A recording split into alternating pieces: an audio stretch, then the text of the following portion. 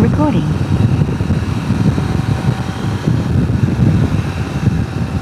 Well, follow my friend Arvid on his really old Suzuki Bandit. He's got 50,000 miles on that bike. It still runs like a champ. Anyhow, we're on what's known as the Aufderheide Road. I'm not sure if I'm pronouncing that right. Aufderheide. It runs from West Fir / Oak Ridge, Oregon, along a river there. I forget which river that is. I'll have to look it up. Runs north up to Cougar Reservoir, and then comes out west of Santiam Pass.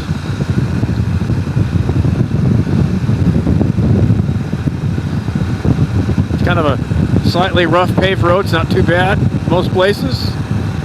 Definitely woodsy, so you got to watch out for deer and elk and anything else that might be crossing. Lots of dispersal campsites along the way. This is a favorite road for bicycle tours, so you have to watch out, especially in the summertime. You sometimes run into big groups of them. Quite a few Forest Service roads that branch off both directions.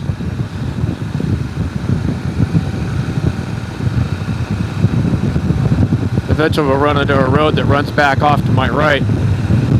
You ride that up to the top. That's even passable with a car. There's a large OHV trail system up there called Huckleberry Flats. A lot of windy 50-inch wide trails for your quads and dirt bikes and stuff that wind its way through the really thick woods. It's really kind of neat. Been trying to talk Arvid there into trading up to one of these KTM 790 Adventures. That way we can get off the pavement. So I let him put about 25-30 miles on this earlier this morning, and he climbed back off with a great big grin on his face, so we'll see.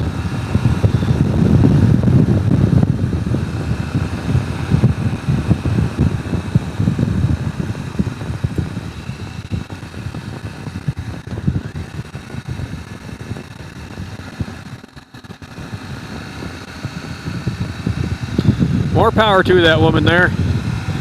Me, I hate running. Of course, you can tell that if you look at my waistline.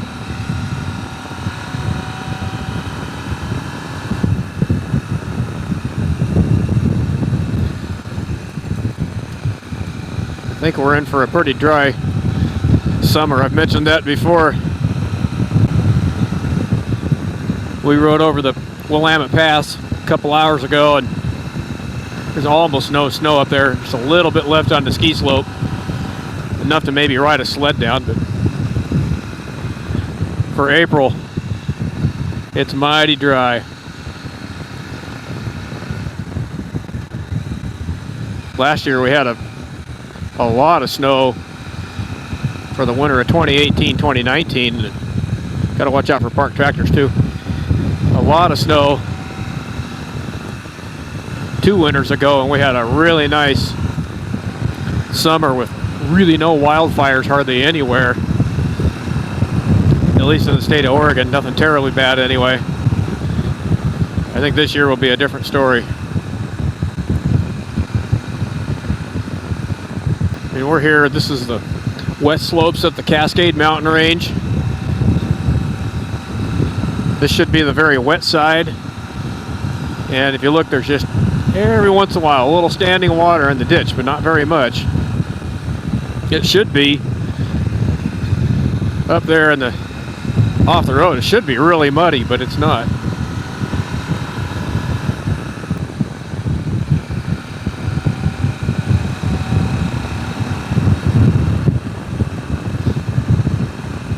Cross the river, get on the west side of it. Whoa. We almost straightened out that curve. Arvid and I were both looking at the river. Well, I guess we'll have gone up the hill.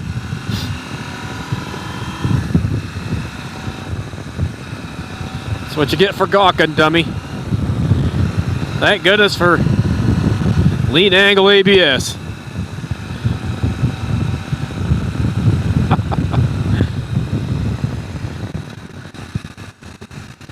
I bet you we slow down now.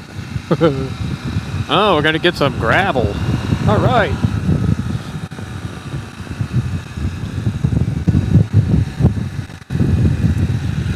Well, not for very far. Must have had a little washout here.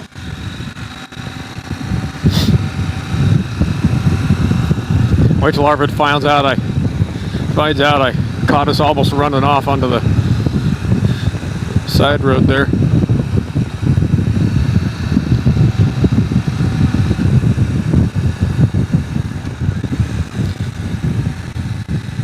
Better not show that to my wife. She'll get upset.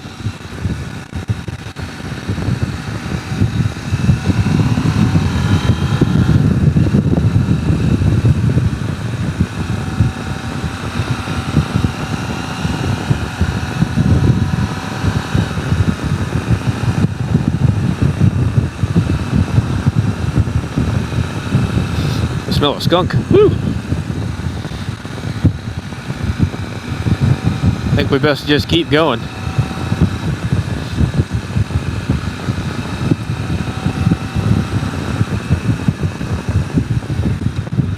More gravel. Nice of them to tell us this time.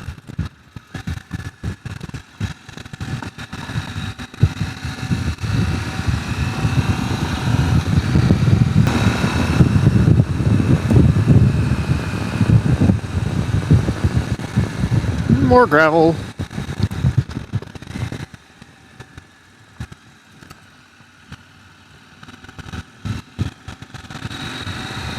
No big deal.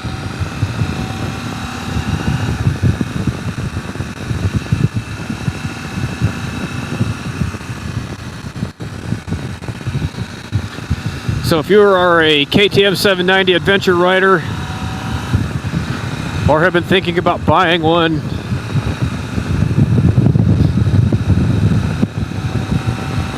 don't waste your time anymore. Go get one.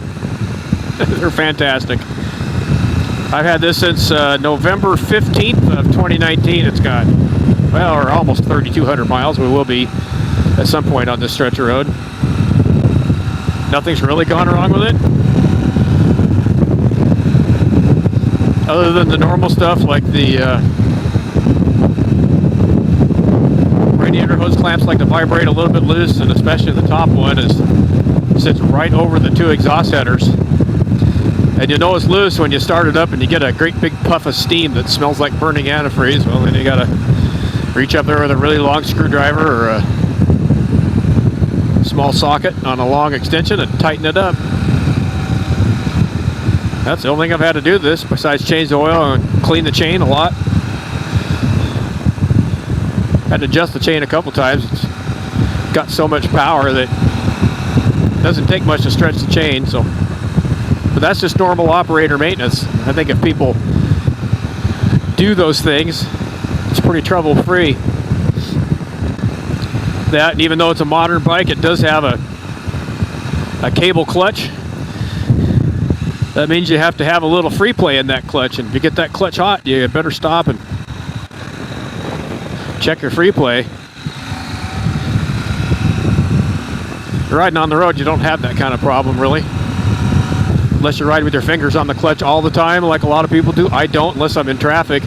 But it's real easy with your fingers on the clutch to... If you look down here, you can see that's my free play right there. But if you start riding that clutch too much, you'll use that free play up. And if you ride with your clutch too tight, eventually you'll burn those clutch plates up. And there's been a handful of people around the world that have burned their clutch plates and broken them. Well, then it gets into the rest of the engine and your engine's toast. So don't do that, okay? But we've been riding, well, let's see, well, right about 100 miles today, 99.8, since we gassed up when we left home. Quite a bit of that was highway, running fairly high speed. I won't admit to it, of course, because I don't want to get a ticket in the mail. But the trip computer, which is a little off, a little optimistic, it's saying we're averaging 50 miles to the gallon, and I found when I I actually gas up and use the calculator that it's about 3 miles per gallon optimistic. So we've been averaging about 47. I'm not terribly displeased with that. That's, you know, that's Toyota Prius economy, but a whole lot more fun than that. There's some kayakers. Looks like fun, but it looks like it'd also be cold and wet, so I'll stay on my bike.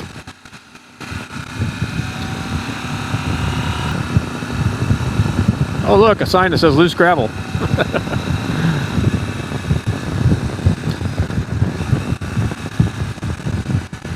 Somewhere. Yeah, right over there.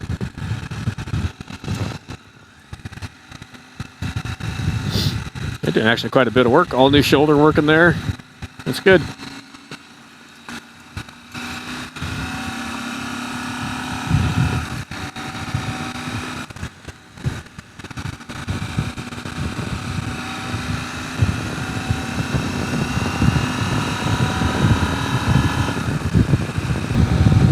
Okay, to our right is the turnoff to the Huckleberry Flats OHV trail. Pretty good road going up there. You can easily tow a travel trailer up that. You can also get back to Oak Ridge the back way up there.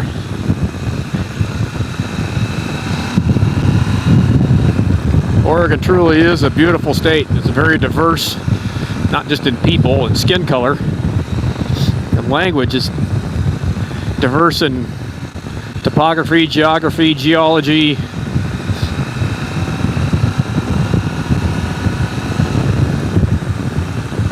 The type of trees you see are very diverse.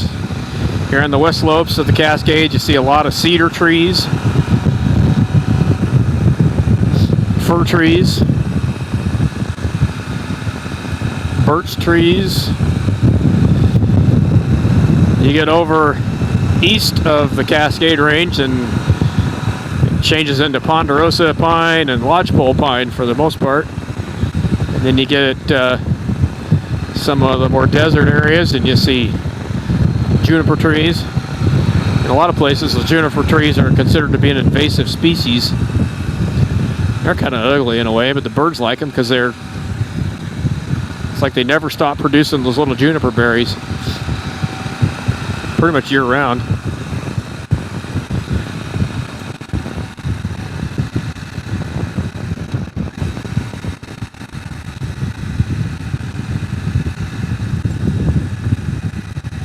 Imagine next year, this is going to be a pretty nice road again. I mean, it's nice now if you're on a proper adventure motorcycle. Even on something like that Suzuki Bandit, this is definitely doable. I'm just more comfortable than he is.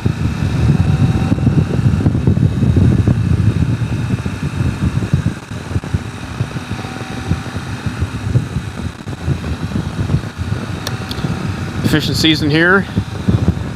Thank you, Oregon. You did not close fishing season or spring turkey season or spring bear. Unlike Washington that closed everything.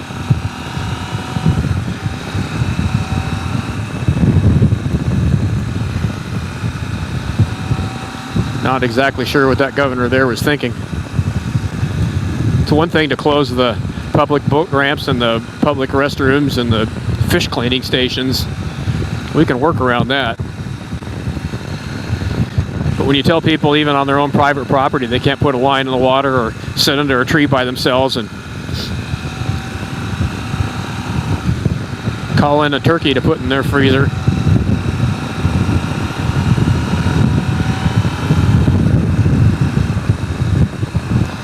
I think, Mr. Governor, you may not win your next election doing those kind of things. Governor Inslee. And I'm going to be honest, I'm not a real fan of Governor Kate Brown, but I think in this particular circumstance, given what's been going on, I think she's done an okay job. And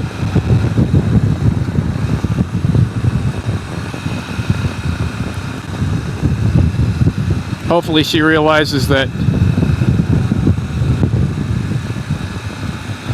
the danger from this coronavirus in places like Salem and Portland and that I-5 corridor and that population level is different than it is in places like Lakeview, Oregon, which is the biggest town in Lake County, which has the largest square mileage of any county and the lowest population of any county in Portland.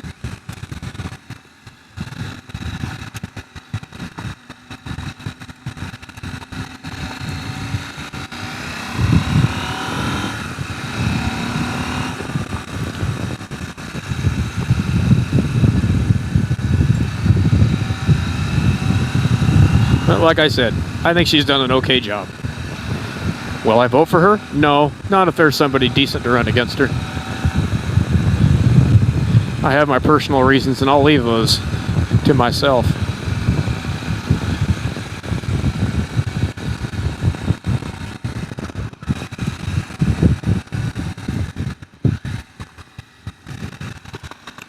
Got to stand up, stretch my flat rear end for a second.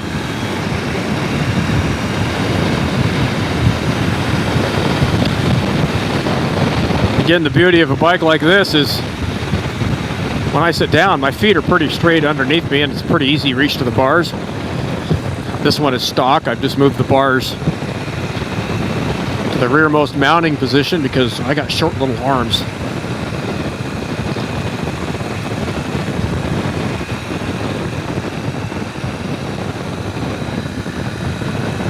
I can stand up on it and just kind of steer with my knees a little bit.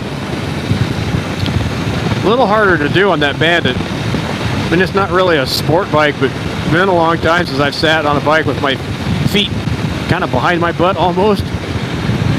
It was okay for about 15 miles, but we were riding through a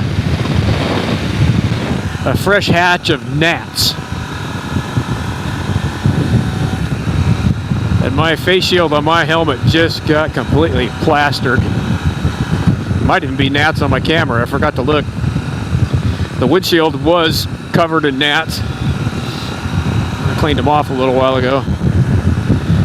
I'm thankful for the wind protection I have. The gargantuan GV windshield, I can lower it down, what, inch or two yet? I can go up about another 2 or 3 inches, and you can take it completely off and just leave this little base piece here for serious off-road riding, and it works pretty good.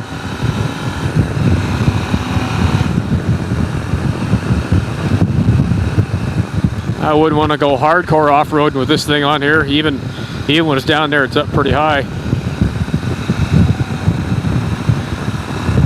But on the road, it makes for a comfortable ride, and you can adjust your airflow. The helmet I'm wearing is a Scorpion EXO AT950. Man, say that 5 times fast. Modular, dual sporty kind of helmet. Most of the time I ride with the peak off. It's got that removable roost visor, which is really too short to do much good. And they catch the wind really bad, so I finally just leave it in my riding gear cabinet at home and put the little side covers on. But it's just kind of a, excuse me, noisy helmet.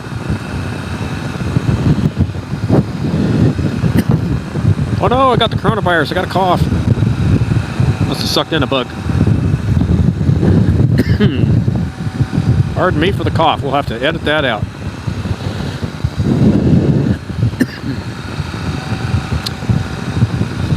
Hopefully the Forest Service will decide they can open campgrounds. I mean, most of those campsites and these campgrounds are at least 100 yards apart. That's pretty socially distant or physically distant. Just have your cleanup crew wear gloves and a mask when they clean the outhouses and stuff.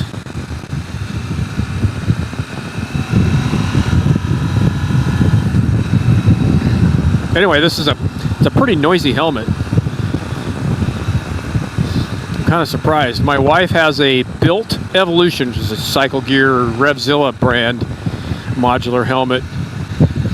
It has much better sealing properties to it as far as wind noise goes. However, as Scorpion, for me, is very comfortable. I like the drop-down windshield in it.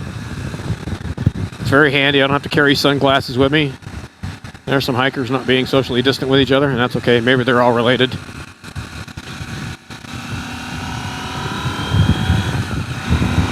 I don't really care.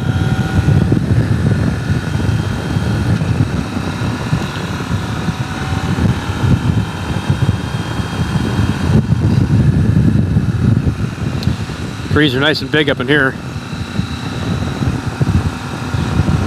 Pretty majestic looking. See, if Arvid had a proper adventure bike, we could take off on the little side roads.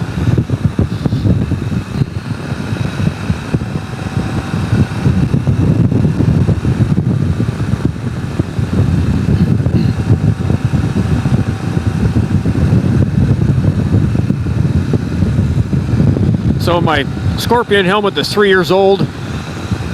Here a few weeks ago, the little tab on the each side of the chin lever, the release lever, so you can flip the front of the helmet up, broke off.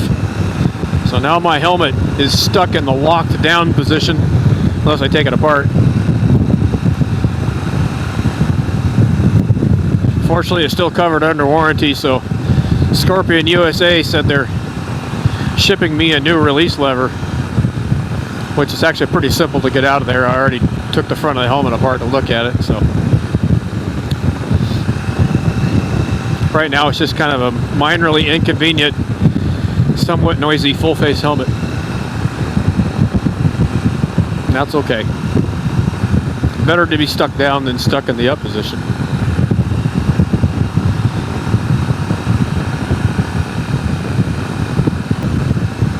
That's some thick woods in there.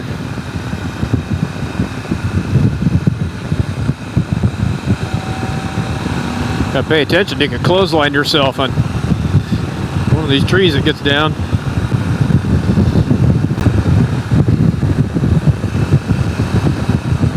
Clothesline yourself right there if you're not careful. Or there.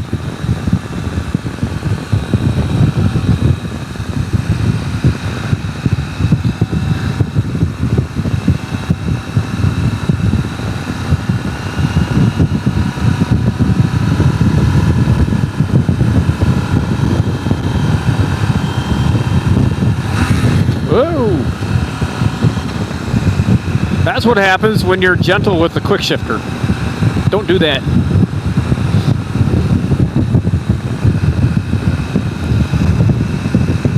That's what I get for having a lazy left foot. Not that there's anything wrong with it, I was just being lazy.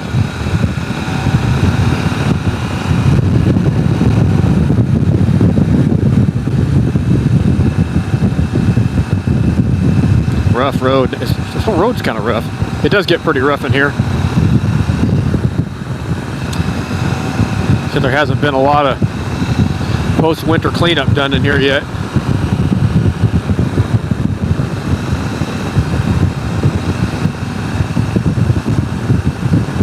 I think I'll stay closer to the center line right now for all these little down trees. Sure don't want to hit one of those if you're not paying attention. That'd pretty much do you in right there. It's one thing to scratch the visor on your helmet. That'd be like hitting a barricade.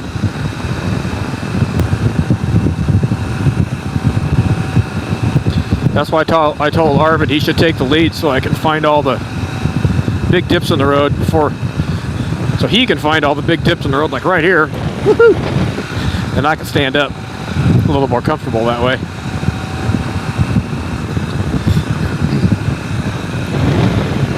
He'll watch this video later, and next time he'll make me go first.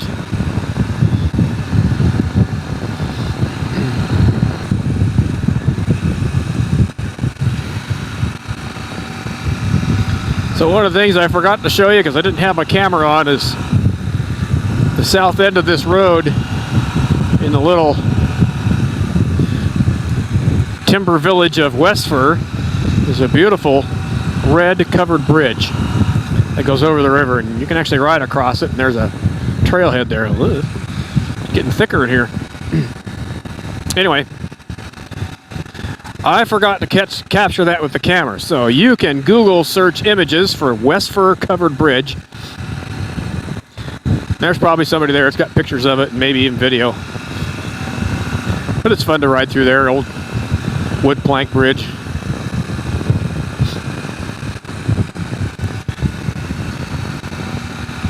They're kind of becoming a thing of the past, so that one's been preserved, and that's one of the few in Oregon that you can actually drive through. There's another one down by Dexter. Dexter's famous for the movie Animal House back in the day. That one, that bridge you don't get to drive through. There's a little hiking trail back there I just swung my helmet at.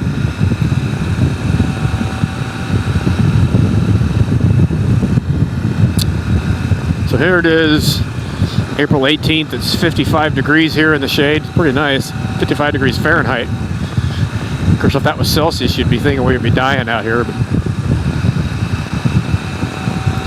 to me, that's perfect motorcycle riding temperature. It's not hot, and it's not cold.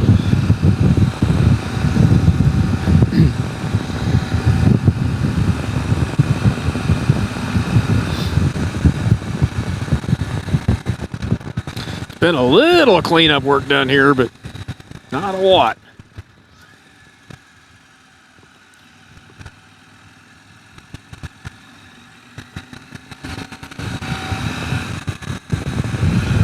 Let's see just how much farther we go here.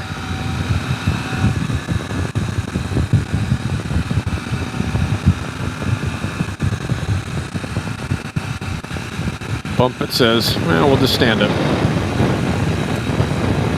There we go. Getting dirtier on this road all the time. Arvid up there probably thinking, man, I wished I had one of them adventure bikes.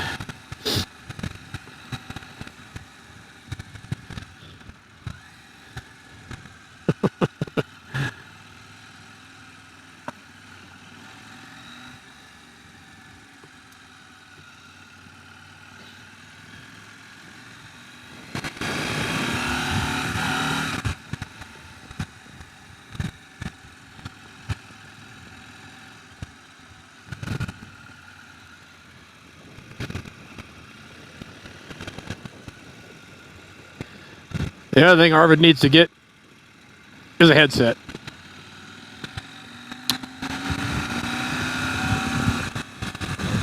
So, if Arvid's wife Victoria is listening, are you listening, Victoria?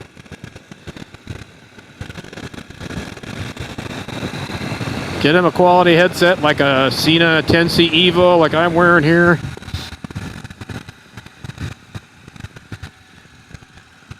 Let him buy a more comfortable motorcycle. He's getting too old to ride something like that. Arvid's in his 70s. Still riding a Bandit 1200. Good for him.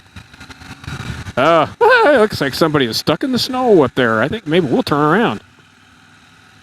Time to turn around, Arvid. We ain't going to get no farther than that.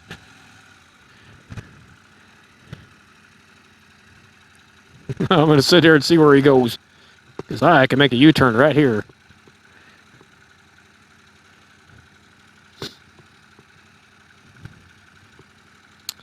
Yeah, we're not going to ride the whole highway today.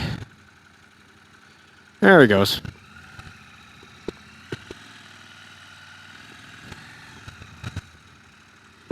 That was kind of ugly, but I did it. Well, we'll pull over here, see what he wants to do.